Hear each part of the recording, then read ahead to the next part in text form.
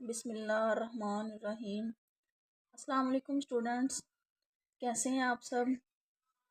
तो आज हमारा लेक्चर है midwifery, subject of LHV first year, unit number 1, page number 7। जैसे कि हमने तकरीबन हाफ चैप्टर पढ़ लिया है, हमारा थोड़ा सा चैप्टर रह गया है, वो इंशाल्लाह आज हम कंप्लीट कर लेंगे। कल हमने पढ़ा था न्यू नेटल मोर्टेलिटी रेट तक। आज इंशाल्लाह हम पढ़ेंगे maternal mortality rate. Maternal mortality rate जैसे कि नाम से ही जाहिर है कि ये माँ की डेथ को कहते हैं। डेफिनेशन है इसकी, death of a women who is pregnant और within 42 days of the termination of pregnancy, यानी कि एक औरत की डेथ प्रेगनेंसी में या फिर 42 डेज जो होते हैं वो टर्मिनेशन प्रेगनेंसी के उसमें, irrespective of the duration and the site of pregnancy from any cause, किसी भी वजह से related aggravated by the pregnancy, जो प्रेगनेंसी के रिलेटेड हो, और it's management but not from accidental और इंसिडेंटल कोज, यानी कि ये कोई एक्सीडेंटल या इंसिडेंटल कोज की वजह से नहीं होती, ये प्रेगनेंसी के रिलेटेड ही होती है। कोई भी वजह, ये बहुत सी कॉमन वजह से हो जाती है, जैसे कि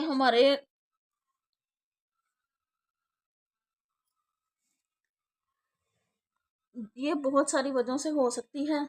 जैसा कि फीमेल्स डॉक्टर के पास नहीं जाती चेकअप के लिए 9 मंथ में, कोई केयर नहीं करते एट अ टाइम, उनको फिर बहुत सारी मुश्किलात का सामना करना पड़ता है। डॉक्टर कहते हैं नॉर्मल नहीं हो सकती डिलीवरी, ट्रांसपोर्ट के इशू हो जाते हैं, सोशल इश्यूज हो जाते हैं, कुछ के फाइनेंशियल इश्यूज होते हैं जिसकी वजह से ये हो सकती है। जैसे कि हमारे गांव में आप लोगों को पता ही है, जैसा कि बहुत ज़्यादा इशू है रोड्स वगैरह का, सड़कें ख़राब हैं, एम्बुलेंस का जल्दी अरेंज नहीं होता। अगर एट अ टाइम फ़ौरन आपको कोई मसला बन जाए तो एम्बुलेंस नहीं मिल सकती गांव में, इसलिए ये बहुत सारी ऐसी वजहों की वजह से हो सकती हैं। इसलिए हमें पहले ही पेशेंट को गाइड करना चाहिए, और ये ड्यूटी होती है LHVs की। ऐसी माएँ, ऐसी फीमेल्स आपके पास ही आती हैं, आपने ही इनको गाइड करना होता है हर चीज़ के रिलेटेड। नेक्स्ट है मटरनल मोर्टेलिटी रेशो, यानी कि इसकी रेशो क्या है, इसकी क्या रेशो है मटरनल मोर्टेलिटी में।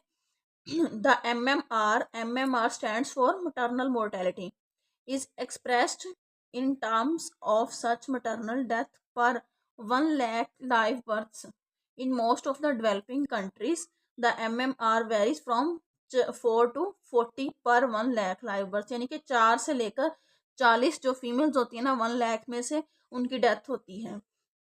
In the developing countries, it varies from 100 to 700, with India having about 408 per 1 lakh live births, यानी कि जो डेवलपिंग कंट्रीज हैं उनमें 100 से लेकर 700 तक डेथ होती है फीमेल्स की 1 लाख में से, और जो इंडिया है उसमें 408 यानी कि 408 जो फीमेल्स हैं उनकी डेथ होती है पर 1 लाख।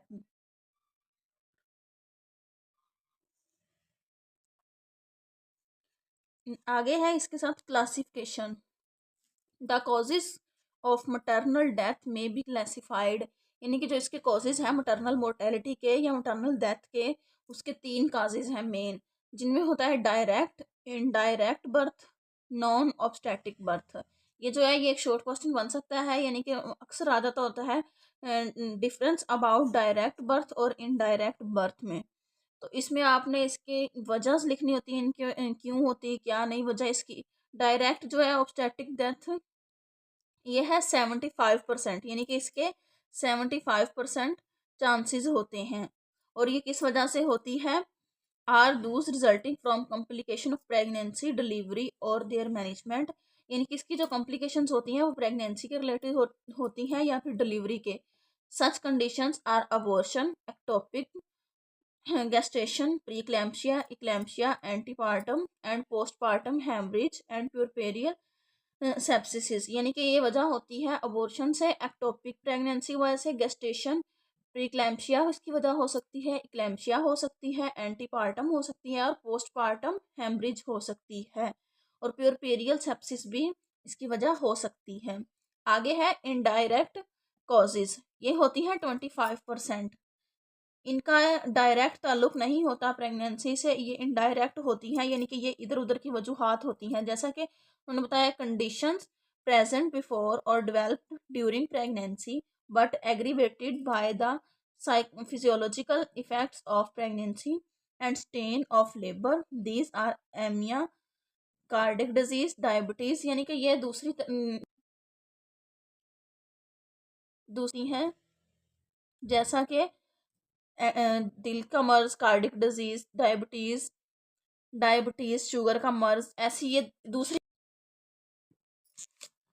आगे है नॉन ऑब्स्टेटिक और अनरिलेटेड कॉजेज, यानी कि इसका कोई ताल्लुक ही नहीं होता प्रेगनेंसी के साथ। जैसे इंक्लूड एक्सीडेंट, एक्सीडेंट तो एक नॉर्मल है, किसी के साथ भी हो सकता है, कहीं भी हो सकता है, इसका कोई ताल्लुक नहीं है प्रेगनेंसी से। Malaria, typhoid and their infection disease, यानी कि कोई भी इन्फेक्शियस डिजीज हो सकती है, मलेरिया हो सकता है, टाइफाइड हो सकता है इसमें। आगे हैं इसके factors associated with maternal mortality, यानी कि जो फैक्टर्स हैं जिनके रिलेटेड ये होती है, जिनकी वजह से ये होती है, वो 5 फैक्टर्स हैं। फर्स्ट है age, second socio economic status, antenatal care, social factors. ये 5 इसकी कॉजेज हैं। इनको आपने अच्छे तरीके से रीड आउट कर लेना है, इनके पॉइंट्स याद करने हैं, और इनमें से जो एमसीक्यूज हैं वो आपने ढूंढ के बनाने हैं और खुद करने हैं। इनमें से आपने खुद एमसीक्यूज बनाने हैं। एज के रिलेटेड क्या है, इनमें से एमसीक्यूज आते होते हैं कॉमनली, बाकी आपने इनके पॉइंट्स के नाम याद कर लेने, ये 5 पॉइंट्स हैं। नेक्स्ट है important causes of maternal mortality, यानी कि जो मटरनल मोर्टेलिटी की वजह है वो क्या है, कॉजेज है, किस वजह से होती है। हैमरिज, ये 6 हैं और आपने 6 के 6 याद करने हैं। Sepsis, hypertensive disorders in pregnancy, anaemia, infective hepatitis, thrombo embolism. ये आपने 6 पॉइंट याद करने हैं। ये एमसीक्यूज में भी आ सकते हैं, शॉर्ट क्वेश्चन में भी आ सकते हैं। नेक्स्ट है step to reduce maternal mortality, यानी कि जो मटरनल मोर्टेलिटी जो है ना, स्टेप इसको कम करने के लिए वो क्या है स्टेप्स मटरनल मोर्टेलिटी के। फर्स्ट वाला है policy initiatives, program initiatives. Next है provision to identify the high risk cases, family planning counselling, family planning के लिए काउंसलिंग करना। एसेंशियल ऑब्स्टेटिक केयर, यानी कि EOC, efforts are not only made to upgrade. ये आपने पॉइंट्स पढ़ लेने हैं, इनमें कुछ खास चीज़ें नहीं हैं, जस्ट ये फिलिंग द ब्लैंक्स और एमसीक्यूज के तौर पर ही आती हैं। इनमें से आपने खुद एमसीक्यूज बनाने और उनको याद करना है। जो जो चीज़ें आपको इंपॉर्टेंट लगे उनको हाईलाइट करते जाएं, उनको बाद में रीड आउट करें मस्ट। बाद में आपको हर एक चीज़ को दोबारा से एक एक लफ्ज़ को नहीं पढ़ना पड़ेगा, आपके पास वो हाईलाइट होंगी, आप एक दफ़ा उनको रीड आउट करेंगे, आपको सब कुछ याद आ जाएगा। नेक्स्ट हमारा टॉपिक है पेरीनेटल मोर्टेलिटी रेट, यानी कि पेरीनेटल मोर्टेलिटी रेट क्या है। Perinatal mortality rate is defined as the death among fetuses weighing over 1000 gram, यानी कि जिसमें फीटस का वेट जो है 1000 ग्राम हो, उसको उसमें जो डेथ होती है बेबी की, या फिर who die before and during delivery और within the first 7 days of delivery, यानी कि पेरीनेटल मोर्टेलिटी जो है वो बेबी की डेथ है 1000 ग्राम। वैसे तो नॉर्मली आपको पता है कि जो बेबी का वेट होता है 2000 ग्राम या उससे ज़्यादा होता है, 3000 ग्राम होता है नॉर्मल बेबी का वेट। लेकिन जब 1000 ग्राम वेट होगा तो जाहिर सी बात है बेबी अब नॉर्मल ही होगा, क्योंकि 1000 ग्राम का बेबी तो बहुत ज़्यादा वीक और कमज़ोर सा होगा, तो इसलिए वो अब नॉर्मल बेबी होगा और उसकी डेथ हो सकती है 7 days के दौरान। और 1000 ग्राम का बेबी जो है उसकी, यानी कि 7 days के दौरान या उससे पहले या हो उसके दौरान हो सकती है, यानी कि उसकी डेथ। इसमें से भी आपने जो बाकी है वो एमसीक्यूज के तौर पर याद करना है। और ये 1000 ग्राम वाला भी एमसीक्यूज आ सकता है कि बच्चों का, यानी कि बहुत कम रेट क्या है, नॉर्मल रेट वेट कितना होता है बच्चों का, ये भी आ सकता है एज आ एमसीक्यूज। आप इनको हाईलाइट करते जाएं साथ साथ। आगे इसका है फार्मूला पेरीनेटल मोर्टेलिटी का। पेरीनेटल मोर्टेलिटी का फार्मूला क्या है, number of deaths occurring during 28 weeks और मोर और अंडर 1 week आफ्टर बर्थ, यानी कि नंबर ऑफ डेथ्स जो 28 वीक्स के दौरान हो और ज़्यादा 1 वीक आफ्टर, यानी कि बर्थ के 1 वीक आफ्टर हों, उसको हमने डिवाइड करना है total live birth plus still birth से। इसके बाद आपने 1000 से मल्टीप्लाई कर देना है। आगे इसकी एग्जांपल है, पेरीनेटल मेच्योरिटी इज़ अबाउट 44 पर 1000 लाइव बर्थ्स, यानी कि इसकी 1000 में से 44 जो है ना डेथ्स होती हैं। In developed countries less than 10 पर 1000 टोटल बर्थ्स, यानी कि जो डेवलपिंग कंट्रीज हैं उनमें 10 से कम होती है 1000 टोटल बर्थ्स में से। आगे है इसके predisposing factors of perinatal mortality, यानी कि पेरीनेटल मोर्टेलिटी के प्री डिस्पोंसिंग फैक्टर्स क्या होते हैं। Epidemiological, medical disease, obstetric complications, और फोर्थ वाला है कॉम्प्लिकेशंस ऑफ लेबर। आपने इसको रीड आउट कर लेना है। इसमें से जो एमसीक्यूज आपने ये बनाने हैं, इसको याद करना है, उनको साथ साथ राइट करते जाया करें। नेक्स्ट है फिटो प्लेसेंटल फैक्टर्स, यानी कि प्लेसेंटा में जो फैक्टर्स होते हैं वो क्या है। Multiple pregnancy, congenital malformation, intrauterine growth, और preterm labour and preterm rupture of the membrane, यानी कि इसके ये फैक्टर्स हैं फीटल प्लेसेंटा के। आगे कॉजेज ऑफ प्रीनेटल मोर्टेलिटी, यानी कि जो प्रीनेटल मोर्टेलिटी के कॉज क्या है, इनकी वजह क्या होती, क्या वजूहात हैं, क्यों होती है। वैसे नॉर्मली तो ये मेल न्यूट्रिशन की वजह से भी होती है। Causes of perinatal mortality, the causes of perinatal mortality में be grouped as related clinical conditions। Second वाला है direct cause of death as revealed by autopsy. आगे उन्होंने इसकी डिटेल दी है related clinical conditions in about 25% deaths. इनके जो क्लिनिकल कंडीशंस में उसमें 25% डेथ्स के चांसेस होते हैं। जो डायरेक्ट कॉजेज ऑफ डेथ्स हैं उनमें 80% होते हैं चांसेस। नेक्स्ट अब उन्होंने इसकी प्रिवेंशन दी हुई है, यानी कि इससे कैसे बचा जाता है। Pre pregnancy health care and counselling, यानी कि सबसे इम्पोर्टेंट ही ये चीज़ है कि प्री प्रेगनेंसी की काउंसलिंग हो। और काउंसलिंग कौन करती है, LHBs। ये आपकी ड्यूटी है कि आपने उनको हर चीज़ के रिलेटेड गाइड करना है। प्रेगनेंसी में सप्लीमेंट्स कैसे लेने हैं और डाइट कैसी लेनी है, डाइट अपनी अच्छी रखनी है, कैसे करनी है अपनी केयर, हर चीज़ के बारे में डिलीवरी के रिलेटेड बताना है, पोस्टमार्टम के रिलेटेड बताना है, हर चीज़ के बारे में आपने उनको करना है। नेक्स्ट है एक्सपेक्टेशन ऑफ लाइफ, यानी कि एक्सपेक्टेशन जो एस्टिमेटेड लाइफ है वो कितनी है। Life expectancy is statistical measures of long how long on organism may live based on the year of their birth, their current age and other demographic factors including sex.